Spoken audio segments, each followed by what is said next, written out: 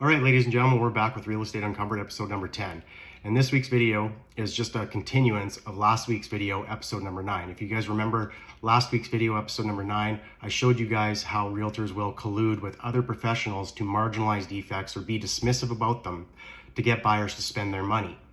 So this week, what we're going to do is we're going to show you another example of this actually happening with the exact same realtor as last week's video so that I can prove to you guys that this is a pattern behavior.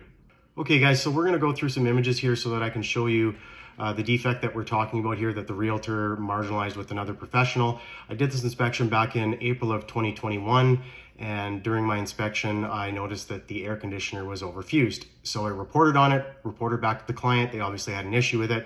And now I'm gonna show you the cover page for this inspection. And I blanked out a number of things here, but I left the house number so that we can correlate this cover page that I built for myself for easy filing purposes.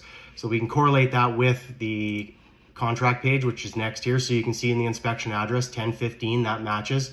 Also, what's important below that date, April 2nd, 2021, okay, remember that.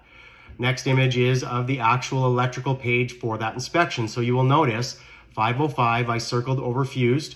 And then I dropped down in the second recommendation, 505, the air conditioner data plate states max breaker size is to be 25 and is currently on a 30 amp breaker. Consult with the electrician for repairs to prevent fire hazard. Also in the bottom of that, you can see the date, bottom right corner, April 2nd, 2021. So you can see that all three of those docs correlate together. And now I'm gonna show you a couple of images so that you guys can see just how blatant this stuff is. You can literally see it on the back of the air conditioner on the data plate. You can see my red circle there. I've circled the 25. And then you can see to the left of that, it says max circuit breaker size, cannot exceed 25 amps. Okay, so then we go inside the house and you can see air conditioner on the legend there. And then I've got in the rectangle, I've got the 30 amp breaker in the rectangle.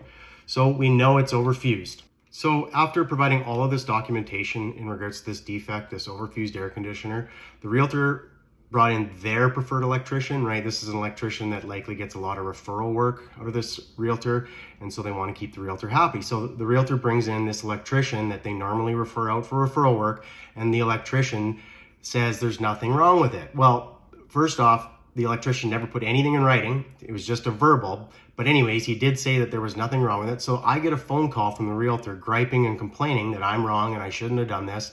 To which I responded, well, I'm sorry, but I know I'm not wrong and I'm going to prove it to you. So I hung up the phone and I called my electrician, the one that has been instrumental in teaching me numerous different things about electrical systems that the home inspection industry didn't teach me. And this is one of those defects that he did. I contacted him and I said, listen, this is the situation. We got this realtor who has brought an electrician and they're colluding together to marginalize this defect, to talk this buyer off the ledge. He says, don't worry about it. I'll put a letter together. And I'm going to pop that up here now. And so you guys can see this. I'll leave it up here for a little bit. If you want to screenshot it, you're more than welcome to. Any of you electrical aficionados out there, you're more than welcome to screenshot this and read it. It's pulled right out of the code book. And he makes a number of statements here that just absolutely obliterates the realtor and that realtor's preferred electrician and what they had to say about this. So he put this letter together. I sent it over to the realtor and I sent it with a statement saying, you guys need to quit doing this kind of stuff to people, and whoever you brought in, whatever electrician you brought in to marginalize this defect should not be allowed to serve clients in the real estate industry anymore. Guys, over the last 10 or so days, I've put together episode 9 and episode 10, and I've clearly demonstrated with the evidence that I've shown you that there is not just this collusive behavior between realtors and their preferred inspectors or preferred trades professionals, but there is a pattern of behavior, because today's video shows it, because it's the same realtor on this deal that it was on episode 9, and those two deals are 3.5 years apart. So be careful out there, guys. Honestly, if you're out there and you hear your realtor marginalizing defects like this, just ignore them. They wouldn't even make it to first coffee on a construction site. So why should you guys listen to them in regards to, defects? I think that just makes sense. So I hope you guys enjoyed today's episode. As always, knowledge is power, and we'll see you on the next one.